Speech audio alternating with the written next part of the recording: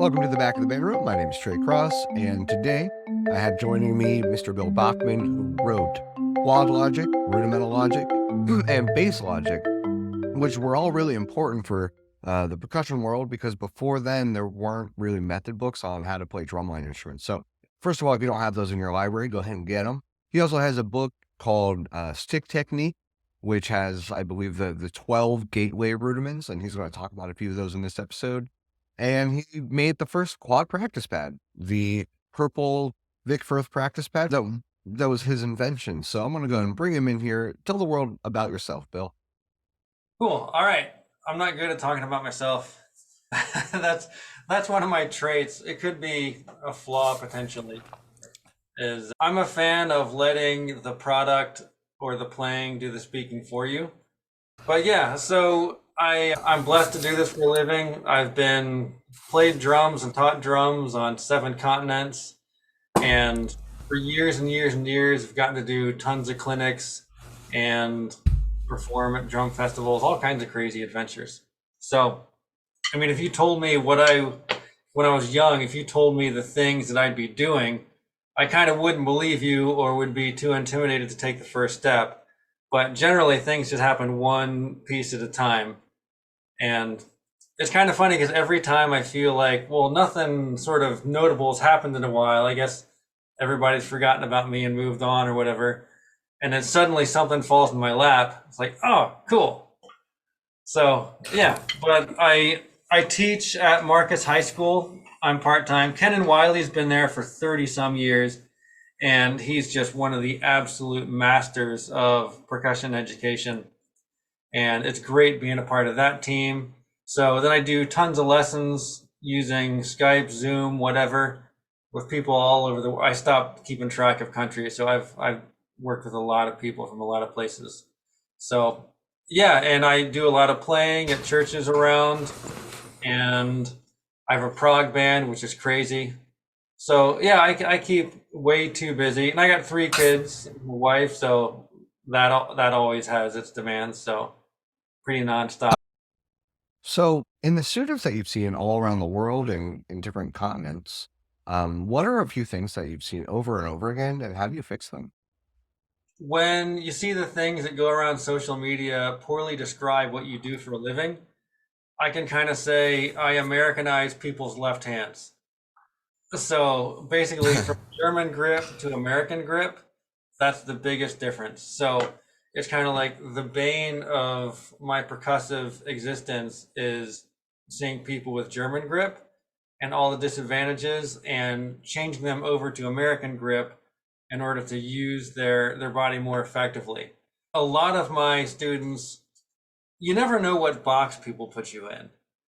So when I aged out from cadets, I think a lot of people put me in this box of, like a top shelf player. And then I started teaching blue coats, and we had a couple really pretty notable quad lines there in 97 and 98. And so I think people put me in an instructor box, and then so it's bounced all over the place. I mean, most of my students are drum set players that don't even know that I did drum corps. They don't even know that rudimental side of my background. So it's kind of strange to see what box people put you in. What was the question? I went off on a tangent on that one. German grip. Yeah. So some people will ask, do you teach, is it a drumline technique, or is it orchestral technique, or is it drum set? The answer is yes. If you have a stick in each hand, you can either play something or you can't. It either sounds good or it doesn't. And it either hurts or it doesn't. So like the bottom line, the technique is really universal. It's just finding the most natural way to do anything you play where you minimize your influence on the stick and maximize nature where the physics are perfect and constant, just getting that ratio into line. And it's easy to say, just play naturally. But if that worked, we wouldn't have jobs. People naturally hold tight and stuff. So yeah, it's interesting what you mentioned about the box thing. I feel the same way. All day long, I practice jazz. yeah, I'm not getting called for any jazz things, right? And then I go and do a theater show and I tell people I'm a jazz drummer and they're like, oh, you hit pretty hard. Yeah, kudos to you. You fooled them. You go to drum clinics and whatnot, and people they'll say, "Oh, you got to play all styles. You know, you can well rounded because you can play a jazz gig this night, then a heavy metal gig, and orchestra. You never know what gig's coming." It's like that sounds good, and yes, it is fantastic to have those skills and options. But at some point, and this is just sort of an alternative view, if you try to become all things to all people, you can quickly become nobody to anybody because there's no impression, there's no box they can put you in. And I had a guy when I was in Nashville tell me, it's like you need to become the prog guy. So if you do progressive rock on drum kits, like you're going to get all the calls for that type of thing. And there's a bass player guy I know he moved to DFW, and the first gig he got happened to be some metal band, and he just became a metal bass player in people's minds. But it's like, you know what? I'm playing all the time, I'm getting paid, and ain't broke. So there's kind of something to be said for both sides. Yeah, so if you could choose your own box, what would it be? Like, are you cool with the boxes you're in? I don't know. I just want to play my drum set. So Yeah, dude. I Yeah. have so much fun with that. Though I had a moment at PASIC where my worlds collided.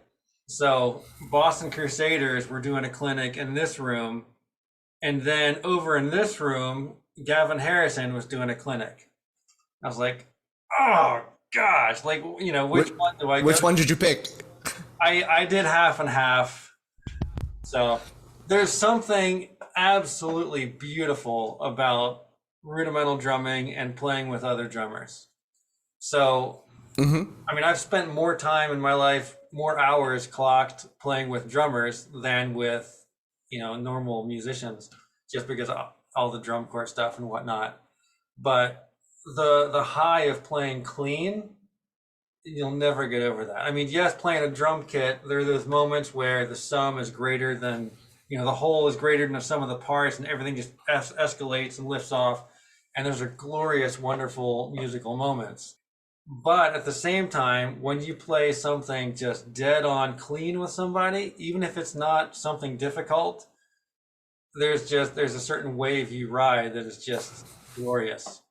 And the sad thing is the DCI, it's kind of looked at as a kid's sport. And when you age out, most people are like, oh, well, I did that thing.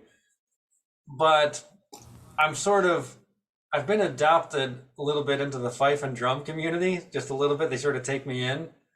And, I'm a loyal drum endorser. I got this big old rope drum over there, which is incredible. And there's just nothing like it. And it's an opportunity to play clean and just do cool stuff for the rest of your life. It's kind of like the refined gentleman's instrument. So I feel like when a kid ages out of DCI or whatever, it's like your rite of passage. Here's your rope drum. Keep going because the thrill of playing clean with other players doesn't have to come to an end. Well, I think that thrill is part of why it's so addictive for so many kids. You know, sixth grade clarinet players get to play in unison with other people, but percussionists don't get that until they're in drumline. And the tightest ensemble, I think the tightest ensemble in the world is actually a top 5 drum corps. It's ridiculous. You go to I've been to orchestras and whatnot, and I have endless mad respect for what they do. But as far as vertical alignment and that tightness, the tightest ensemble in the world is going to be a top drum line. Like that level of articulation, and yet it's so nails. And the ears we develop, it's kind of it's a stupid human trick or a superpower to have that kind of ears. So, guitar shredder virtuoso buddy of mine contributed a solo to one of the prog albums I was doing, and there's a little thing in there. It's like, would you mind just tweak that one little thing?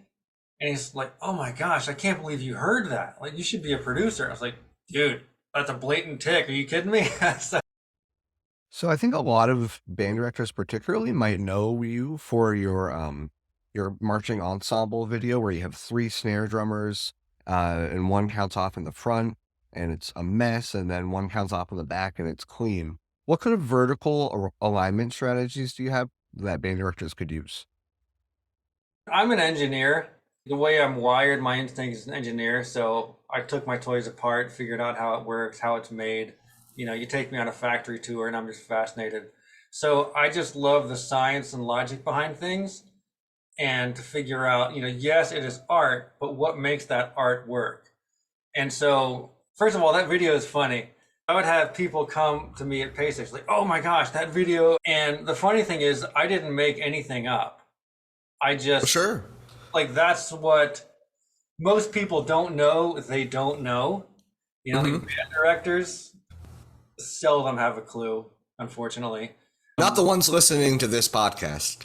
Yes, because they're the educated, the fine cream of the crust, whatever. So, yeah, but people think they know it, but they don't get it. But the thing about that video on ensemble technique is I'm showing you like this is the science, and then it's like, well, don't believe me, just watch this happen, and then they demonstrate it and verbatim. You can't argue with it because it's just physics, and so. Yeah, there's a bunch of tricks that you can kind of figure out. So a lot of people will love to write something where the pit is playing an ostinato and then it builds in with the battery, and musically it's perfect. It's great in the band room marked up, but then you take it to the field and it's a disaster. And even when you dial it in where the drum line has, the conductor conducts X far ahead and the battery watches these people's feet, or, the section leader dots through trial and error over and over again. Okay, that's like going to be a dotted eighth note ahead of the hand to get it. So for that to work, you have to do a bunch of trial and error to get it to work. But then you have to have students who are mature enough to consistently come through every time, no matter if it's hailing on them or whatever. They got to nail it. So you're better off just coming up with a little fermata in the pit and then a 1-bar fill back there, and then everybody's in. Things like that will save endless amounts of headaches. And musically, it's still effective, but it's not just a written nightmare. So, oh my gosh, drill writers, most of them don't get it. Band directors, most of them don't get it. Even the horn people, it's like, yeah. But anyway, that video has helped a lot of people. I mean, my nephew, it's like, oh my gosh, I'm in band class and suddenly they're showing Uncle Bill to the class, I was telling somebody about how awful and painful parades are. And one of the reasons parades are awful and terrible and painful when you're in them is usually the cadence or parade tunes written by like a young, ambitious tech who just spills glorified flams and all this stuff all over the page. It's like, kill me now. I don't want demand and trickery. I just want to survive this and move on with my life. Yeah. So are you still writing? Yeah, I'm actually trying to stay awake because I was up past midnight writing some battery stuff for Marcus. So yeah, I usually, he usually has me write chunks of the show. So I enjoy it. I'm not one of those guys that writes for tons of people and does that because I care too much. It takes way too long because I'm very obsessive about, I want this to be really, really effective, and I want a bunch of little Easter eggs in there that people don't see. Easter eggs for your players, or? Yeah, it's like subconscious themes and recapitulations and ideas that are developed, just little things. So I recently wrote something called, again, me being sort of adopted into the fife and drum, called Tri-Tip. It's a solo it's a Pulsa Musica, and they published it. So there's like 3 themes, and the first one is kind of an AABA form in the 4 bars, and then it's more of a 12-bar thing, and there's a ABA within that. And then there's a section where, it's like, there's, and then it goes to, and then it comes to the 1 flam. And, the 4th bar, there's a 3 count roll and a 2 count and a 1. There's a whole bunch of those little mathematical perfections in there that artistically, it's like, oh, that's cool. Even if people don't realize they're hearing it, they're hearing it. And, when you have that just math and order in everything, artistically, those are the things that end up moving you. Because again, there's some, back to the boxes. Some people might put me into, oh, like a total technique guy. But what about a music of it? It's like, hold on, they're right there. When Steve Gadd plays quarter notes, they feel and sound a certain way for a reason. It's touch and placement. It's all the physics behind it. Yeah, I don't want to say technique is subjective, but I heard somebody say Art Blakey didn't have good technique. And I said, hold the phone. Yeah. Art Blakey was an insane technician. Yeah, it's the technique and the art are so completely intertwined. That's one of my disclaimers I do at the beginning of clinics and first lessons and whatnot. It's like I'll kind of warn people sometimes, and I'm really coming off as type A so far in this podcast. But as much as I talk about the physics and the math behind stuff, it is 100% so that you can sound great and express yourself with a really natural musical flow and beautiful touch. I mean, technique's only a problem if you can't play something, or it sounds bad, or it hurts. If those three things are working, you're going to be all right. So, I mean, I will occasionally totally slop things up on purpose. So don't do, like one hand tighter and lower and, play off center and walk the shots out just to add some of the sauce onto it. But dang it, I know the rules, so I've earned the right to break them. I mean, there's platitudes that go around that sound good. Everybody's body is different, and find the technique that works for you. It's like, that sounds great, but if you watch professional golfers drive the ball, the mechanics are nearly identical. There is a best way to go about it. So, finding that way, and there's a way that works better and a way that does not work as well. Hey, let me do a quick shtick for you, if I may. Back to the German grip and fixing people's German grip.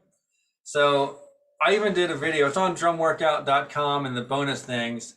It's breaking down some percussive pedagogy paradigms, and one of them is German grip.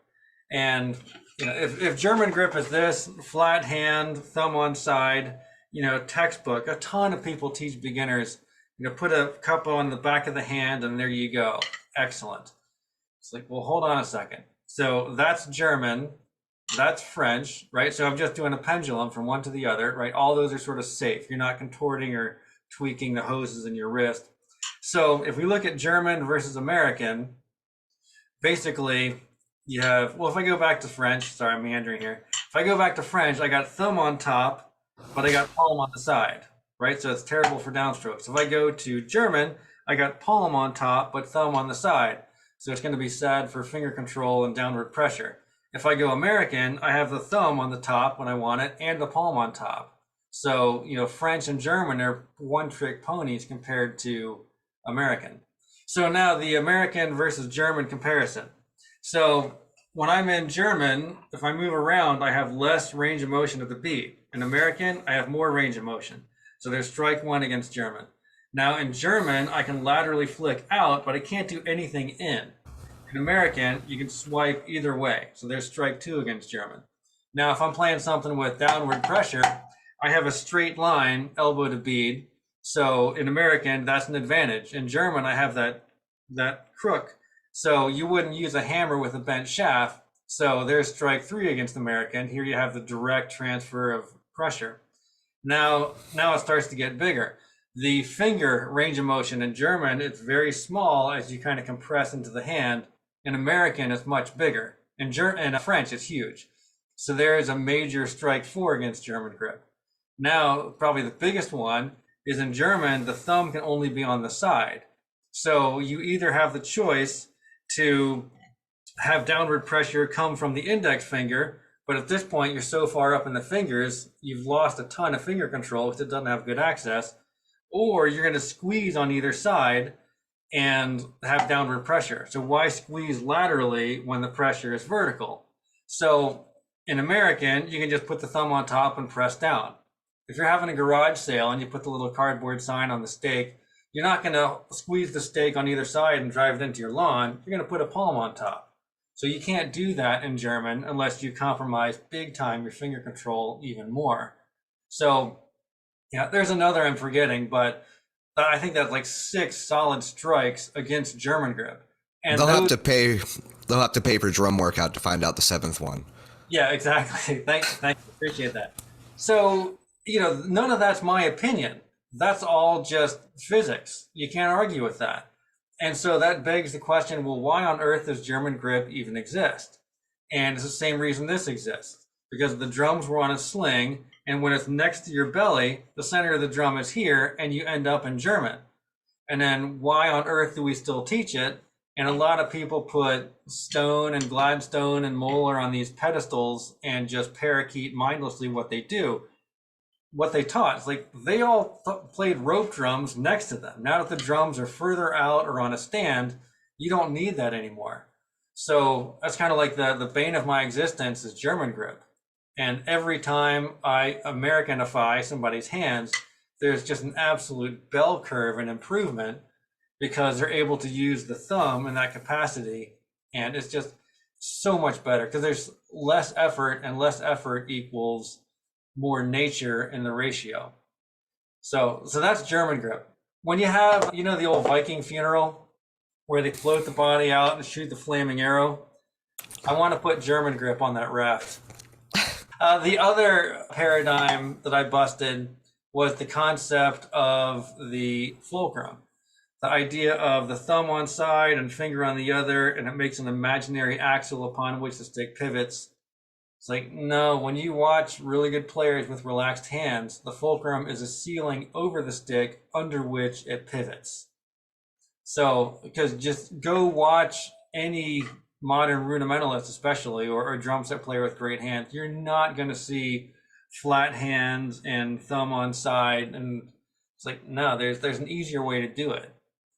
The reason, so back to the whole rope drum on a sling thing, when you put the drum flat, which first of all, it makes no sense, but in order to put the cart before the horse, you raise the drum in order to maintain that leverage. But now it's like, oh, well, crap, now my right hand's here. And you might think, well, if I just relax, let the elbow hang at the side, but crap, now I'm in German grip. So the chicken wing you see with, high-end players, it's in order to get straight line, elbow to bead, American grip, where that thumb is the ceiling on the stick, facilitating downward pressure and finger control. All right, teach your hat off. So, hey, quick question. Where do you place the snare drum height for your drumline kids? At Marcus, just right, they play match grip.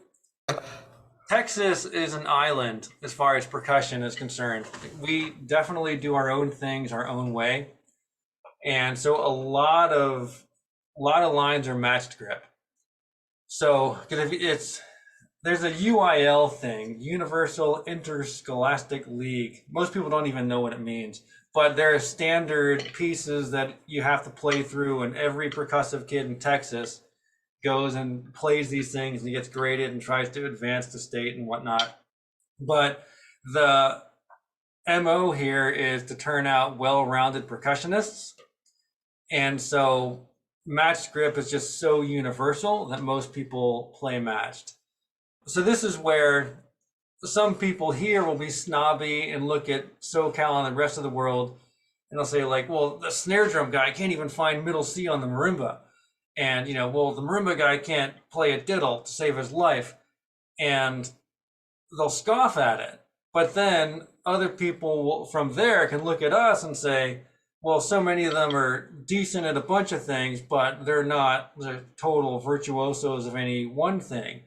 And I think both are effective arguments. So it just depends what your goal is. I think both are right answers. So, if I need a heart transplant, I'm not going to go to a general practitioner. Give me a specialist all day long. Yeah. So anyway, that's one of the reasons we play match grip here.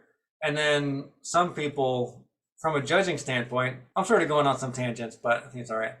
From a judging standpoint, well, this line played traditional, and that's harder, and that should get more points. And to that I say, if two kids run the 100-yard dash and tie, do I give the award to the one who did it carrying a cinder block? Or was he just an idiot for carrying a cinder block while he did Yeah, like love that. how did it sound? How sounded good or bad? But drum height there, I have here's a formula with me. Basically, and this is another thing people should walk away with, this concept. So here I'm in neutral. So straight line, elbow to bead. Hey, real quick before you get on, what do you call this? I call this two things. I call it the finger isolator, and I also call it the American gripinator. So the only way you can kind of screw this up is if your hand is flat enough that you're still squeezing a fulcrum. So I don't want to grip the stick. I want the stick to just stay where it's at. So if my thumb pushes down and my fingers pick up, then I don't need to grip or squeeze the stick. It's kind of like, here we are, teacher moment again. So am I holding the stick? Yes and no, it's a trick question, right? So gravity is pulling the stick here, so the thumb pushes up and the index pushes down. So I can't be tight or everything goes wrong. So similarly here, my thumb is pushing down and my fingers are picking up, so I'm not gripping the stick. And that's the concept of the Gandalf thumb. We'll have to come back around to that one, I'm sure.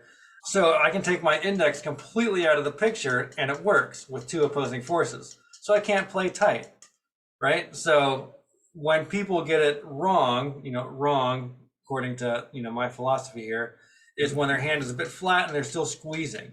Like, yes, it helps your fingers, but that is where it's at, which comes back to the fulcrum being a ceiling over the stick under which it pivots. You can just be way more relaxed. And if you're more relaxed, there's less of you and more of nature in the ratio. So you'll sound better, be more consistent, more musical, be able to go faster for longer. Yeah. So coming back to we're here, if I just like a lightsaber in the old Darth Vader and Obi-Wan, just goes extends from their forearm from the action figures. So that puts me at neutral on this plane and this plane. So once I'm at neutral, all I need is a 10-degree angle or so to the drum, and there I am. So your drum height and or angle all comes off of this. So, the drum kit, every part of it is just based on that. So that dictates the drum height. Now, to answer your question, it took a while, and then with traditional grip, the drum is going to be higher because the cart is leading the horse. I have fun. I have fun with traditional people. I was a quad player. It's my job to poke snare drummers all day long. So, the snare comes up to mimic that. And then, I don't want this left forearm going downhill, because the lower that's like, oh, look at my range of motion, it's just gone, right? I mean, the drum's supposed to be down here. We have a huge range of motion. So you bring it up and you still got that. That's why a lot of people think girls tend to have greater wrist turn. It's not true. They just tend to be shorter than guys, so their drums are higher, so they have more relative to the drum. Is this a thing? Yeah. Yeah, the anatomical differences, like, that's not one of them. It's just the drum tends to be higher, and so they have more range relative to the drum. But that's the whole theory on drum height. So we covered a bunch of other fun stuff in that. Yeah, so I noticed some groups, like Santa Clara a couple years ago, I mean, their snares were fairly low, especially compared to like 90s Santa Clara or 90s anybody, just way up here. You know what I mean? The snares are getting much lower. Yeah, I think a lot of that is people are adding more arm, which can be good and can be bad. Quite often it's bad, but I watched, I think it was a 92 Santa Clara, one of the best lines ever. And I was watching their snares and it was like just pure wrist. And actually on Facebook, somebody requested this question talking about wrist versus arm and tendonitis and whatnot. And it's just so incredibly wristy. It's like, my gosh, give your wrist a little bit of a break. So that's why snare drummers could, in the past, never hit a left-hand shot. I mean, I could go around the parking lot of DCI and bet each snare drummer $20 they can't hit a left-hand shot, and I would have walked away a rich man. But now, not as much, because they know how to whip and use some arm to kind of get to it. But yeah, so when you use a lot of arm, you get a lot of stiffness and a lot of thunder in the sound. And this is a lot of distortion. It's fun. Okay, more tangents, but it all ties together. So playing clean, there's only two elements. There's, are we hitting the drum at the same time, hitting the marimba at the same time, whatever vertical alignment, and the other one is the touch. So if somebody's playing this and somebody's playing this, it's still going to sound bad because the character of the sound is different. It's going to distort, it's not going to blend and balance. So arm adds a lot of inertia versus the hand adds a lot of velocity. And velocity is going to be king. So when the drum gets really low, the wrist turn is greatly reduced. So I'll stand up for a second. Just like with the snare drum, it's like, oh crap, I can only get to there. The same kind of thing here. It's like full wrist turn. I'm at, mezzo forte maybe. But if I raise the drum here, I'm at 90 degrees. So you get a lot of wrist range of motion and fingers. So the lower drums, you lose a ton of your wrists and fingers' ability to get stick height, so you end up with arm. And so I'll see lines playing, it's like, what are you doing? Why not? It just sounds better and it's easier. And then when you're playing this with tons of weight behind the stroke, never mind all the energy, you're not going to play like that when you start doing repertoire. Come on. And it just distorts. And the odds of each player playing with the same weight of stroke and digging in this, it's not going to happen. It's going to be a distorted mess. And versus here, if we're just dribbling the stick and we got the same relative stick height at the same tempo, and we're not gripping the stick, but we're just dribbling it, back to this, you're not tight at all. You couldn't be tight if you wanted to doing that. You're going to end up with an incredible balance and a great quality of sound. So I get people talk about Marcus. So Ken Wiley, again, he's been at the helm for 34 years or something crazy. They talk about how he'll have band directors at shows come up to him who don't know anything about percussion. It's like, why does your line sound so good? Like there's this musical touch. It's like, it's relaxation and flow. It's nature. They're not gripping and hitting. I'll judge shows and 25 lines in, it's like, thank you. Like finally someone is dribbling the stick and playing loose with flow and a good touch. It's just been painful because the more articulate the surface, the more any extra tension is amplified.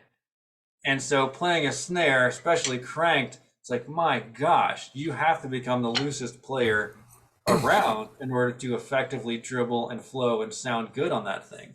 It's hard. So if it takes 25 groups until you hear one that is like, thank you, what are the first 24 doing? And are those problems easily fixable? Oh, easily. They tend to be German grippers, and their fingers are holders and not players. It's like, wrist, wrist, wrist. It's like fingers, dang it. So people tend to think of fingers as like, that's just for the quick little dainty light things. It's like, no, my fingers are for power. So if I'm playing quads and you're standing near me, it's kind of big. There's a lot of power there because there's a lot of velocity, and that velocity comes from the fingers. So if you want power, you need speed. So speed of fingers.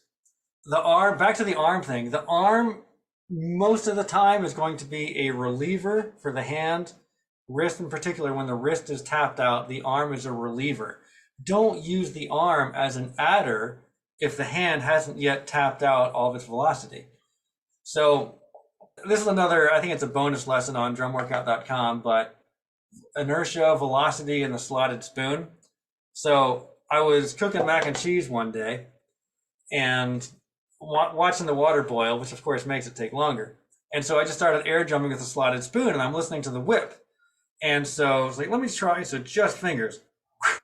Okay, wrist, less, arm, like less. So the highest velocity comes from the fingers.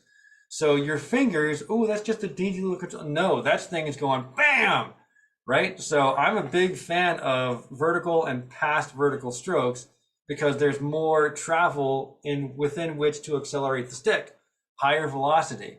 So, and it's the same, if I hit really hard, the fingers are snapping the crap out of that. If I use my arm, it's like, give me that snap, that velocity. So that's the same quickness of the fingers.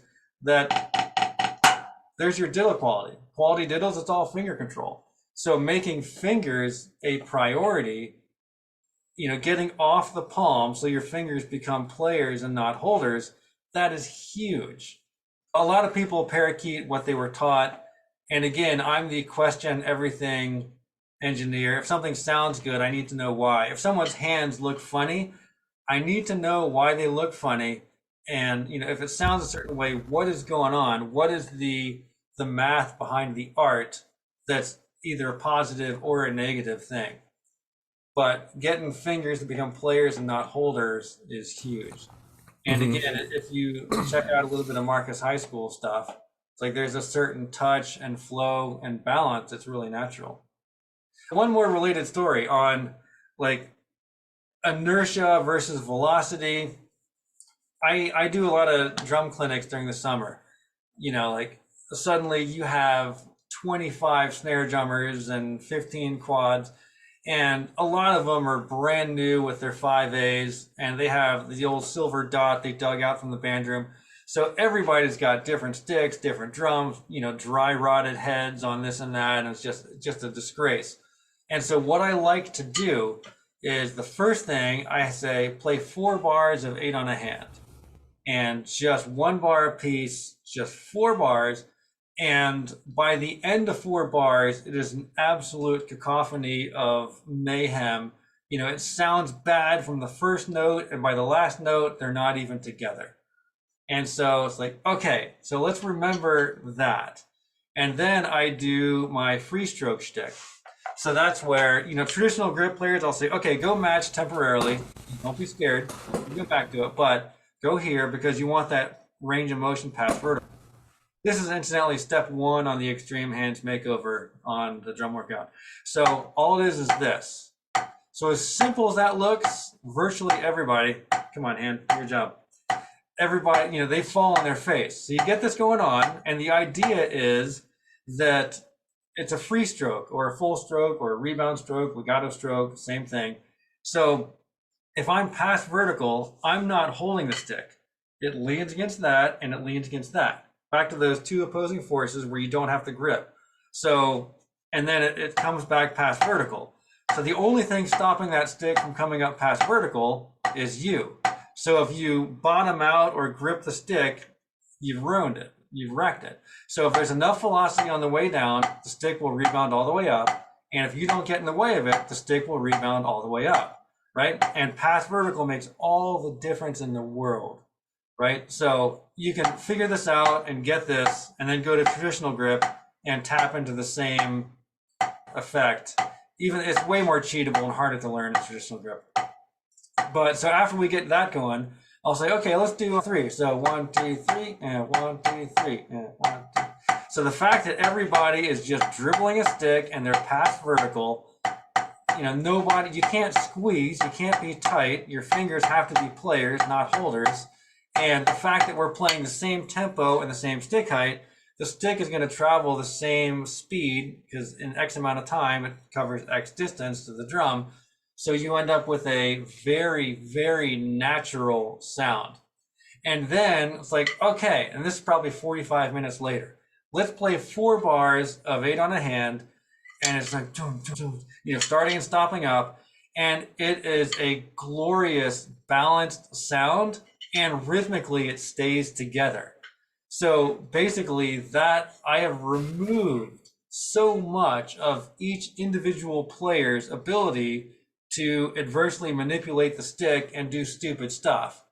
And so not only is the balance and the touch good, but rhythmically it stays together. Because to make it go crooked, you got to act upon the stick a lot more to inflict that error on it. And we're human, so we're all prone to error, where the laws of nature and physics are perfect and constant. So, yeah. And if people did that and just drank the free stroke Kool-Aid where you start and stop up, and the fingers are players, so it automatically translates. All this talk so far I've done about fingers, I don't do any, let's isolate one finger at a time and do this. I was like, no, if you learn how to do free strokes, you will end up with incredible finger control. So yeah, that's that shtick. And that's Awesome. that's what people are missing. They're holding and they're hitting. And all that tension distorts rhythm and it distorts the balance, and it's just a tight mess. Yeah, if there's any band directors listening that really want to learn how to do this and they only got a few weeks of pedagogy, they should subscribe to your website. They need it. We do school group discounts and whatnot too. Oh, sick. That's awesome. Yeah, for sure. So yeah, you know what's funny is I have anytime a drum workout subscriber checks in for a lesson, I'm absolutely amazed and astounded at the amount of errors they're not making. Hmm. So it really works because people can go on the internet and get all kinds of lessons and whatnot, and all the information in the world is great, but making it actually manifest with results in their own hands, that's a different story. But the workouts really work.